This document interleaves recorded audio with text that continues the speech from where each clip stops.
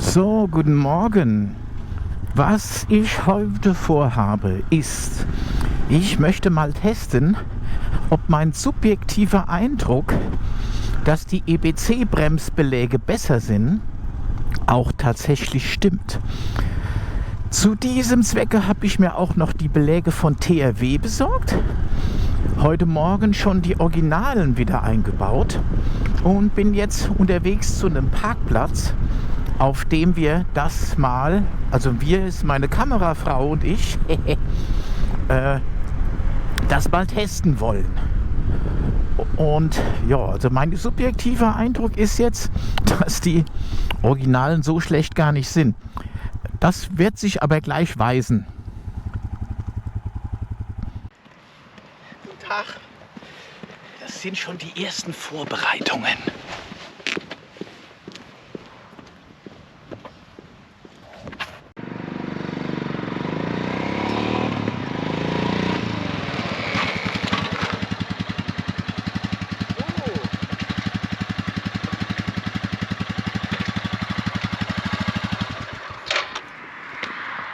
So, das war Versuch Nummer 1 mit Originalbelägen und jetzt legen wir da mal an die Seite den ersten Schraubenschlüssel hin und dann kommt Versuch Nummer 2 mit den EBC-Belägen, die bauen wir aber erst noch um. So, dann wechseln wir mal die Bremsbeläge, dazu brauchen wir ein bisschen Werkzeug, ein 12er Schlüssel. Eigentlich nimmt man da einen größeren, aber hier für unterwegs habe ich den kleinen. Ich habe die heute Morgen auch nicht so fest gemacht. Das zweite, was wir brauchen, Zängelchen und irgendwas, mit dem wir die Bremsbeläge zurückdrücken können. Ich nehme dazu einen alten Montierhebel und natürlich die EBC-Beläge, die ich die ganze Zeit schon fahre. Jetzt gucken wir mal, wie es mit denen aussieht. Als erstes klippen wir hier die Clips aus vom Sensor für Raddrehzahl, also fürs ABS. Und ich denke, dass der auch das Tacho-Signal abnimmt. So. Und die beiden Schrauben schon mal locker.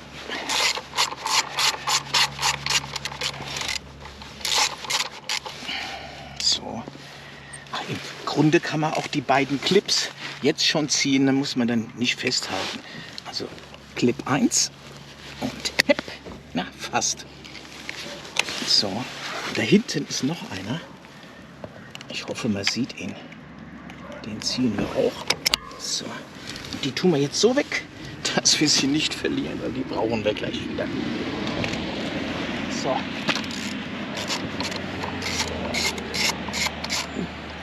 Schräubchen raus.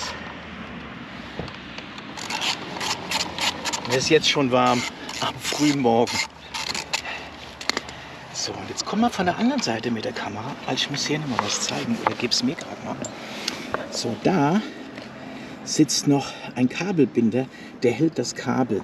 Den bitte nicht verlieren und ganz wichtig auch beim Zusammenbauen dieses Kabel nicht quetschen, sonst kriegen wir Probleme. So, dann tue ich den Bein da. So, guck mal, dass man es sieht. Jetzt drücken wir einmal den inneren Belag hier zurück, bis er nicht mehr weitergeht. So. Den Stift hier, den können wir einfach nach der Seite rüber drücken und dann rausziehen. Dabei halte ich die Beläge hier immer mit einer Hand fest. So, die können wir jetzt ganz leicht rausnehmen. Und ganz wichtig ist, dass wir dabei dieses Federchen hier nicht verlieren. So. Jetzt kommen die anderen Beläge rein. Nummer 1. Ja, komm. Bin ich richtig rum? Nö. Okay. Nummer 1. So, und jetzt passt er nämlich auch. Das braucht man nicht rausschneiden. Jeder darf mal einen Fehler machen. Upsa. So, Nummer 2. So, die drücke ich mit dem Finger schon so ein bisschen in ihre Position und setze jetzt von hier den Stift wieder an. Dabei muss man hier ein bisschen gegen die Feder drücken und wenn das leicht durchgeht, dann haben wir es schon geschafft. So, Jetzt kommen die 2 Klipse wieder rein, die wir eben rausgezogen haben. Dafür sind hier Löcher drin. Die müssen natürlich in der richtigen Position sein. Das heißt hier halt andersrum. So. Clip 1. Na, komm. Der will nicht. Aua. Nehmen wir doch die Zange. So, einmal. Der ist drin. Und auf der anderen Seite, der ist hier innen, ist das Loch für Clip 2. So. Der ging leichter. So, jetzt gucken wir, ob die auch wirklich auseinander sind. Sind sie nicht? Wir gehen hier noch mal kurz dazwischen, drücken die auseinander.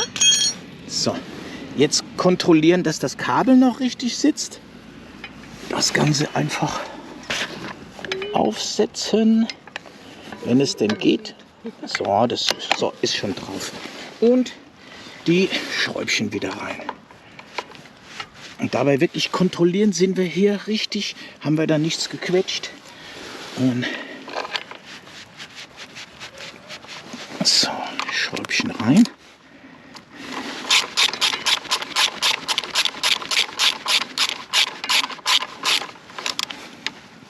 Und Schräubchen auch rein.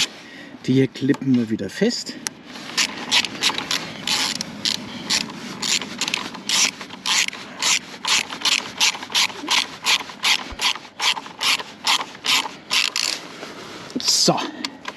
So, und das letzte und wichtigste ist, jetzt gehen wir an den Bremsgriff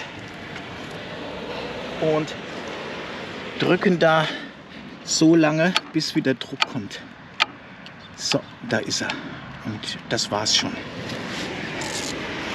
So. Die tun wir mal weg, weil die werden es bestimmt nicht. Und dann kommt jetzt Versuch Nummer 2.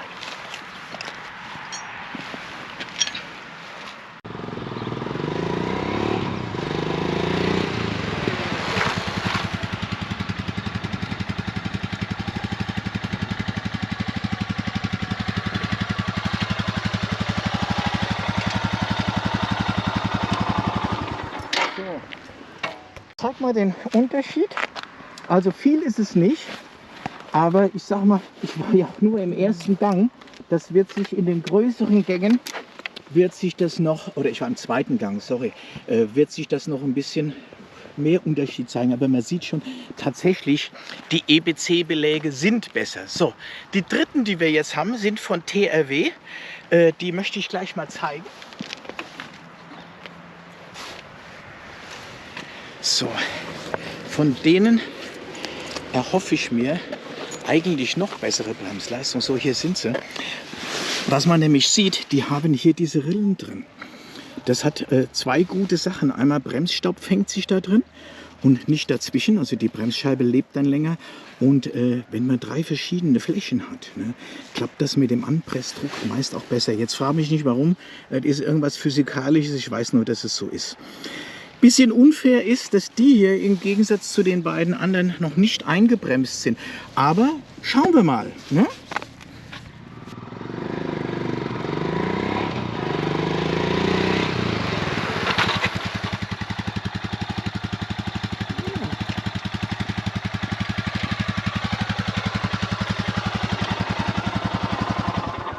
Tja, Tatsächlich sind die noch mal besser, das merkst du schon beim ersten Bremsen. Das war jetzt das erste Mal, dass ich ins ABS bremsen konnte vorne. Und wie gesagt, haben eben ihre zweite Bremsung gemacht. Die sind noch neu. Das kann sogar noch besser werden. Also eindeutiges Ergebnis, die TRW-Bremsbeläge bremsen am besten. Und deshalb bleiben die auch drauf, das spart mir einmal umbauen. Wenn jemand EBC-Bremsbeläge haben möchte oder Originale, die gibt es dann bei mir zu kaufen für wenig Geld. Und das war's schon wieder für heute. Ne? Ich wünsche euch viel Spaß. Wenn es euch gefallen hat, liken und abonnieren. Und wenn nicht, dann trotzdem.